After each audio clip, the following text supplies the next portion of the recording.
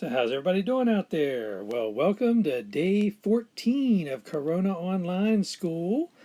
So today what we want to do is actually talk about more about divisibility and a little bit about what I'd mentioned earlier about learning some shortcut techniques so that way if you can look at a certain number and depending on how the number is laid out or what it looks like, that we can come up with a quick way to decide whether a number actually divides into it evenly. So obviously you could use your calculator and test all this stuff, but the goal is we want to try to learn some non-calculator ways to do it.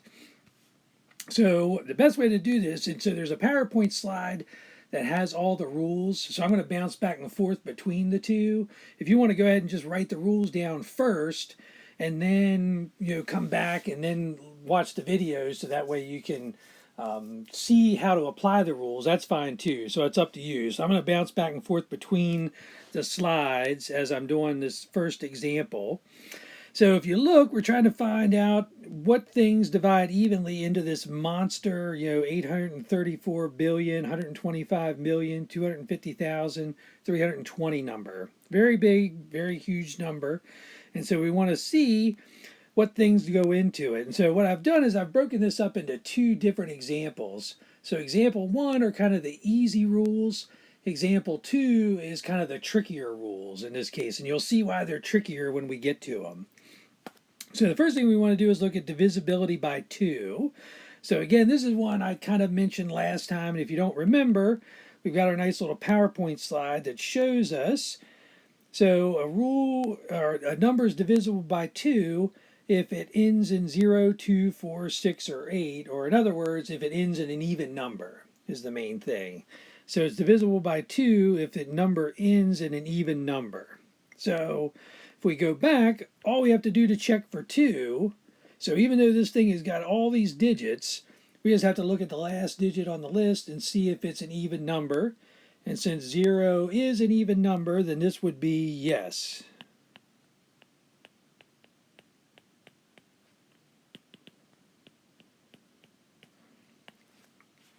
And then that's all we have to do for that one. So there's no work or anything like that. All we have to do is just kind of check that criteria. If it meets it, it's off. We check it off the list and we're done. All right. So what about divisibility by 3? So 3 is kind of a cool one. Whoops, where everything go here?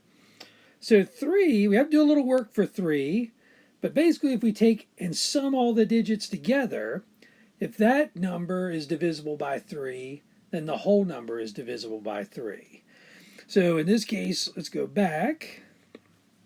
So what we want to do is do 8 plus 3 plus 4 plus 1 plus 2 plus 5 plus 2 plus 5 plus 0 plus 3 plus 2 plus 0.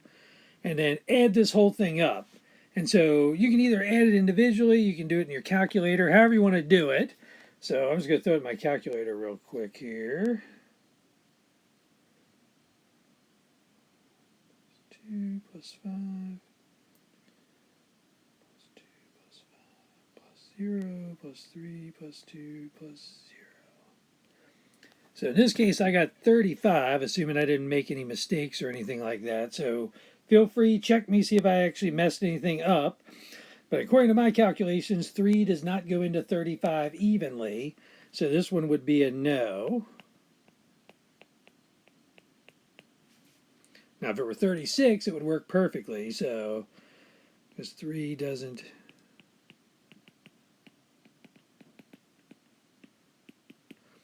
divide 35. All right. Is that okay with everybody? All right, so let's look at divisibility by 4. So again, let me flip back to the slide real quick.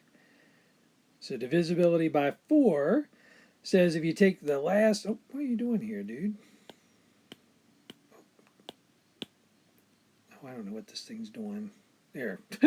If you take the last 2 digits of the number, if that number is divisible by 4, then the whole entire number is divisible by 4. So again, as big as this number is, which is pretty huge, to determine divisibility of 4, all we have to do is look at that 20. And does 4 divide into 20 evenly? Sure, because 4 times 5 is 20. So this would be a yes, since 4 divides 20. All right. So if you get stuck or anything like that, definitely ask me questions as you go along. This section is just a lot of work, so it takes a lot of time going through these tests. But all right, so divisibility by 5. So this is another one you probably know, I would guess. And so divisibility by 5 just means that the last digit of the number has to be a 0 or a 5. So if the last digit of the number ends in a 0 or a 5, 5 divides the whole number. And so again, so even though this thing has tons and tons of digits, all we need to do is just look at that last one. Since it's a 0, that means 5 divides it. So this is a yes.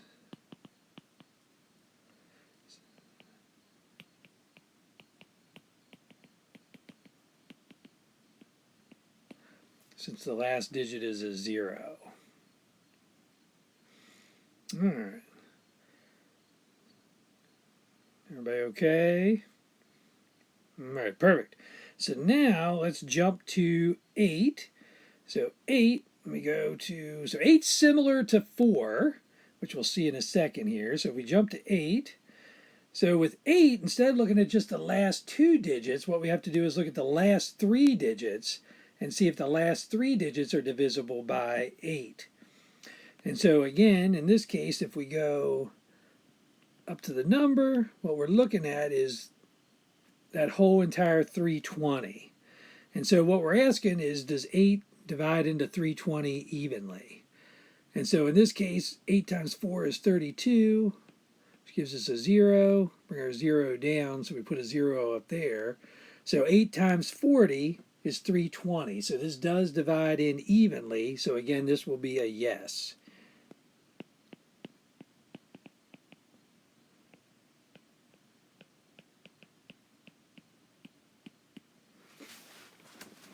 So far we've only had the one no, so doing pretty good. All right, so now divisibility by 9. So 9 and 3, their divisibility is practically the same. So again, what we're going to do is add everything up and then see if instead of 3 divides it, 9 divides it. So let me show you the slide just to verify. So divisibility by 9. So again, sum all the digits of the number. If the number is divisible by 9, then the whole number is divisible by 9.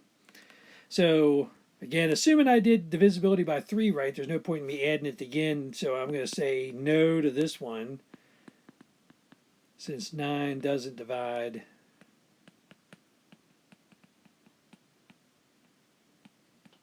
35. Now, by chance, I messed up divisibility by 3. I just messed up divisibility by 9, too. So hopefully someone points it out to me if I did, so that way I can let everybody know. But, all right.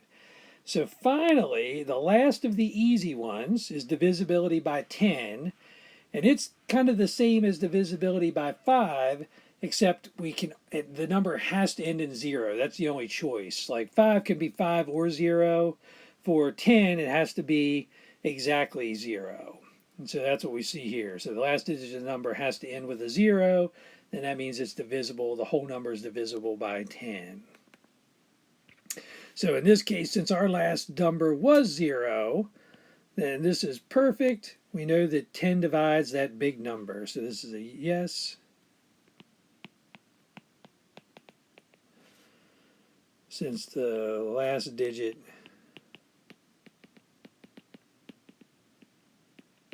is a 0. All right. So again, those are all the easy rules, because other than, having to kind of add up for 3 and 9, like that's probably the hardest one, just because if it's a really, really big number, you've got to add a lot of stuff together. The rest of them you can almost just look at. So 2, you just look at the last digit. 4, you kind of look at the last digit, and hopefully it's a small enough number that you can do the division in your head. 5, we just look at the last digit. 8, we might have to do a little bit if the number's a little bit bigger. We may have to actually do the division, might not be able to do it in our head, but again, it's still not that bad to look at.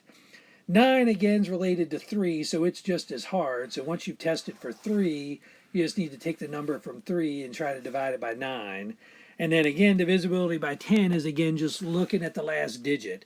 So most of these are fairly quick once you get used to what the rules are. Now the next three, which are 7, 11, and 13, well, 7 and 13 are both kind of a disaster. 11's not too bad, but there's nothing easy about either one of these rules. I mean, there's a lot of work involved to actually solve these, and you'll even see the rule itself is kind of complicated. So let's go into the tricky ones now. So again, we're doing the same exact number we were for example 1. So let's take a look at the rule for 7. And so as you notice, it fills up the whole entire page here. I mean, like of what we have to do. So there's definitely no chance of you just looking at this and going, oh yeah, 7 definitely divides it. So what we're doing is we first start off by taking the last digit of the number and then we double it. And then we subtract that number from the remaining numbers on our list. And so if that result is divisible by 7, then the original number is divisible by 7. Now the problem is, especially with the number that we've got, it's so big, like just by removing one digit, I'm not going to be able to tell whether it's divisible by 7 or not without just basically plugging it into a calculator, which is not the point of what we're trying to do. So what we'll have to do is we'll have to repeat this over and over and over a bunch of times until we can probably get this down to like a 2-digit number. From there, hopefully with a 2-digit number, we should be able to tell whether 7 divides into it evenly or not. So you'll see this 7 and 13 is similar. These take a lot of effort to do. So let's dive in here and see if we can figure this out. So in this case, our last digit is 0. So there's nothing exciting is going to happen here. So when I take the 0 and double it, I still get 0. And so now I'm going to take the numbers, not counting the last number, so I get rid of the 0. So that's a nice thing. Every time we do this, we're getting rid of a digit. And so now I'm subtracting 0, which unfortunately isn't going to do anything. And again, unless you've got like a massive calculator for a brain, you probably aren't any more, have any more idea whether 7 divides this or not at this point. So what we want to do is keep going. So now we want to take our new last digit, which is 2, multiply it by 2, which gives us 4. And now we're going to subtract the 4 from the 3 in this case. So 834,125,2503 minus 4. And so again, notice I got rid of that 2, so we've reduced the number by 1 digit. So in this case, I get a 10, and then a 9. So this will be a 9, a 9, a 5, a 2, 5, a 2, a 1, a 4, a 3, and an 8. And so again, start over again, take the last digit. 9 times 2 gives me 18. So now I want to subtract the 18 from the 5 and the 9 in this case. So again, kind of copying everything over. And subtract an 18 from here. So I get 1, 4, 2, 5, 2, 1, 4, 3, 8. And so again, last number is a 1. So 1 times 2 gives me 2. So in this case, I'm going to subtract that 2 from the 4. So 834,125,24 minus 2. So 225,214,3, 8. You guys done yet? No, we still have more to do. All right, so again, take this 2. 2 times 2 is 4. And then subtract that from the 2 there. So make this a 4. 12 minus 4 is 8. 4, 2, 1, 4, 3, 8. So now take that 8. So we get 16. So 834,124 minus 16. I told you it takes a long time. 14 minus 6 is 8. 0, 1, 4, 3, 8. So again, we got another 8. So 2 times 8 is 16. So now we're going to subtract the 16 from the 10. So 83410 minus 16. So we're getting there. It's smaller and smaller. So 4 9, 3, 3, 8. So again, we got a 4. So 2 times 4 is 8. So 8, 3, 3, 9 minus 8 gives us a 1, 3, 3, 8. So use the 1. So 2 times 1 is 2. So 8, 3, 3 minus 2. We're almost there. Oh, no, it's carry. So 1, 3, 1, or 1, 3, 8. Sorry. So now we got another 1. It'd be nice if we got some bigger numbers in here. So 83 minus 2 gives us 81. And so if we look, now we should be able to actually decide, does 7 actually divide into 81 evenly? And the answer, of course, is no, because if we try it, 7 goes into 8 one time, gives us an 11, so we end up with a 0 and a remainder, or a 1, and a remainder of 4. So that's no good. So all this work basically tells us that no, it's not divisible by 7. And how do we know? Well, we just spent a whole page writing down the justification for why it isn't true. So that's what I say. 7 and 13. 13's kind of similar, you'll see. These two are nightmares. They're really, really hard to do. They just take a lot of effort. A lot of, just trying to keep track of everything and not make any kind of minor mistakes or anything like that as you're going along. But, all right.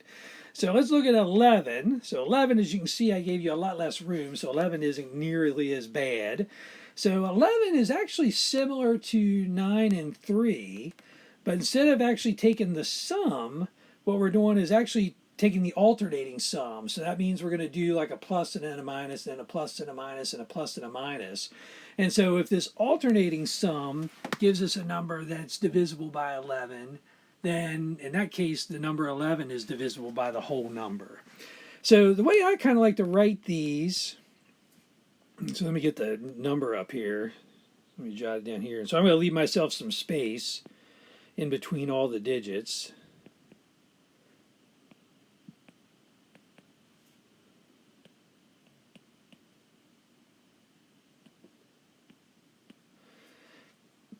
And so what you do, it sounds weird, but you actually start on the right. And the very first one is actually a plus. And then you go minus, plus, minus, plus, minus, plus, minus, plus, minus, plus, minus. Because if you start on the left, you don't necessarily know whether you're going to end up with a plus or a minus. So you kind of always have to start with these on the right. So that's why I just go ahead and lay the whole number out first and then start right to left, which I know is a little backwards of what we're used to doing.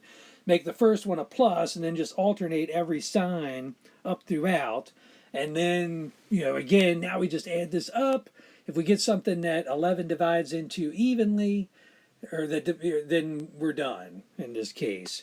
So again, you can either do this by hand, you can do it on the calculator, however you want to do it. So this one might be easy enough because there's a bunch of pluses and minuses to just do it as you go along. So in this case, negative 8 plus 3 is negative 5. So if I notice, I can cancel out those 5s because of that. Negative 4 plus 1 is negative 3. And so I've got a positive 3, so let's cancel those guys out. So then I've got negative 2 and negative 2 is negative 4. And then I've got plus 5 gives me 1. And then minus 2 gives me a negative 1. So in this case, 11 does not divide negative 1. So again, this would be a no. And again, same reason, we've just kind of showed our answer there and justified it. All right. Is that okay for 11? All right, perfectly. So let's tackle the last super hard one here. So divisibility by 13. So let's go back to our slide. And so again, divisibility by 13 takes up the whole entire slide. And so again, just like the way, 7 started off by taking the last digit, but in this case, instead of multiplying it by, or doubling it, in this case, we're going to multiply it by 4. And instead of subtracting, we're going to add. And then again, the same thing, if you ever get to a point where you can tell 13 divides that number, then that means 13 divides the whole number. Or if you get to a point where 13 doesn't divide the number, then it means 13 doesn't divide the whole number. So again, this is another one that you may have to repeat a ton of times in order to actually get the right answer. And so again, so the big difference is 7, we double the number, subtract. 13, we multiply by 4 and add. So that's the big difference between the two. So let's go dive in, see how we do on this messy problem. And so again, let me write the number down here so I've got it. So we've got 8, 3, 4, 1, 2, 5, 2, 5, 0, 3, 2, 0. All right. So again, the first step in this case, again, is not going to do anything for us just because we've got that 0 as the last number, but we still have to go through it. So take the 0, multiply it by 4, gives us 0, and then we're going to basically subtract that from that 2. So when we do that, we're just going to get 8, 3, 4, 1, 2, 5, 2, 5, 0, 32. So nothing new happens in this case. We just get, we basically just got rid of the 0. So now we're going to do the 2 times the 4. Oh, well, we're actually adding 0, sorry. But it didn't matter. So 2 times 4 gives us an 8. So now we want to basically get rid of this 2 and then add the 8 to the 3. So 8 plus 3 is 11. Bring down our 1. And now just bring everything else down.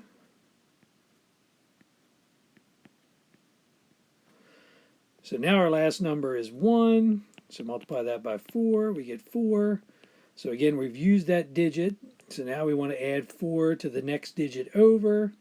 So that's a 5, 5, 2, 5, 2, 1, 4, 3, 8. So now 5's our magic digit. So 5 times 4 gives us 20. So again, wipe that out. We want to add 20 to the next spots. So 5, 4, 5, 2, 1, 4, 3, 8. So again, another 5. So 5 times 4 is 20 again. So again, get rid of that guy. Put our 20 there. So 4, 7, 2, 1, 4, 3, 8. So now we've got a 4. So 4 times 4 is 16. So again, get rid of the 4, put our 16 here. So 7 and 6 is 13. 2, 3, 4. 1, 4, 3, 8.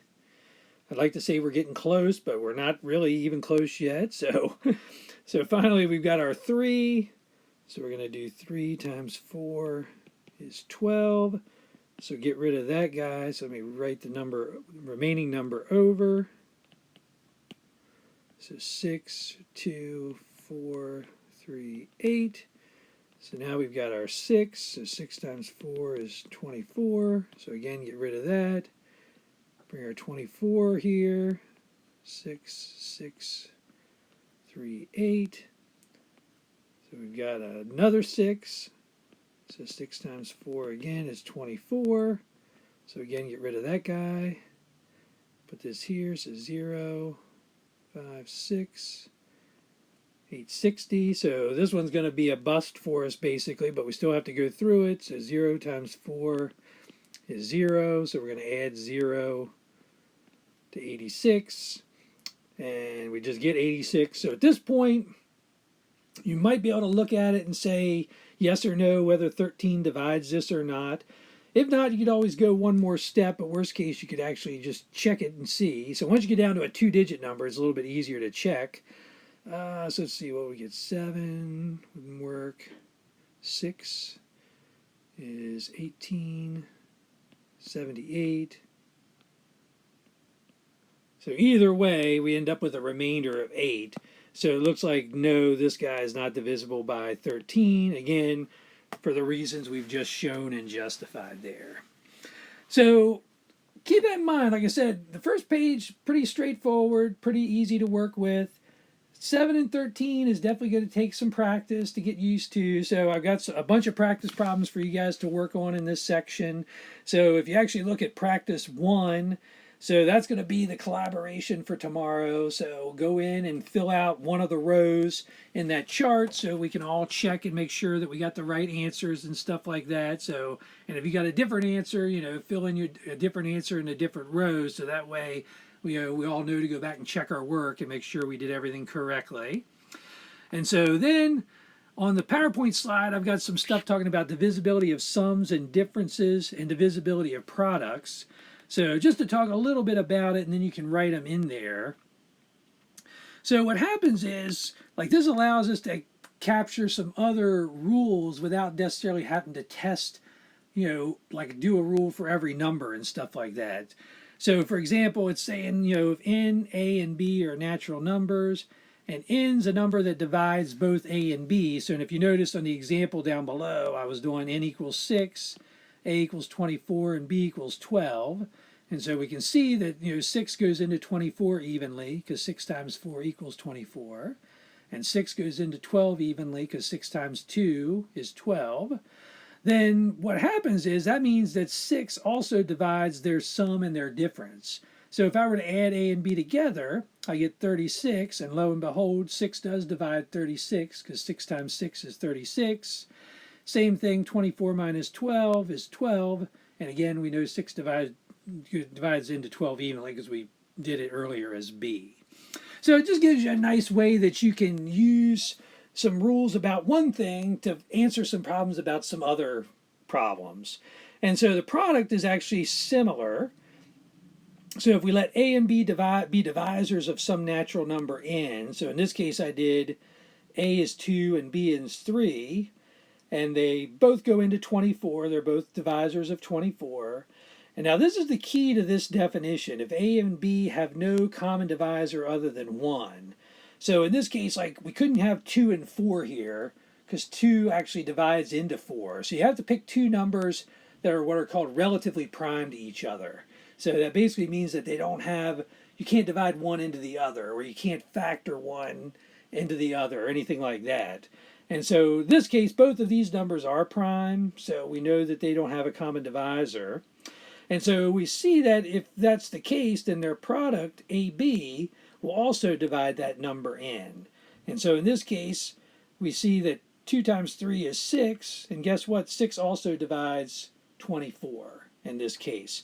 So this is one of the reasons, because you may have been wondering, like on our list, well, why didn't we test divisibility for 6, for example? Like, we tested pretty much every number except for 6. Well, this is why.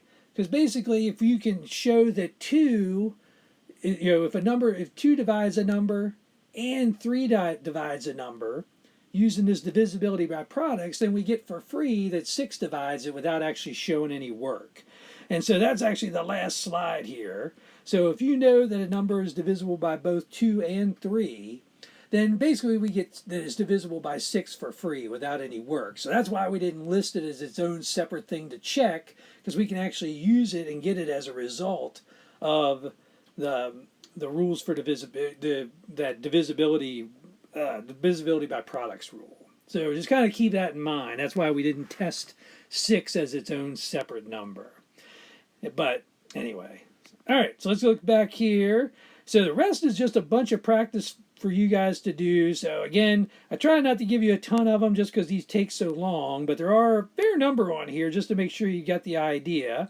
And I try to leave you a lot of space, so if you need more space, feel free to use scrap paper or something like that.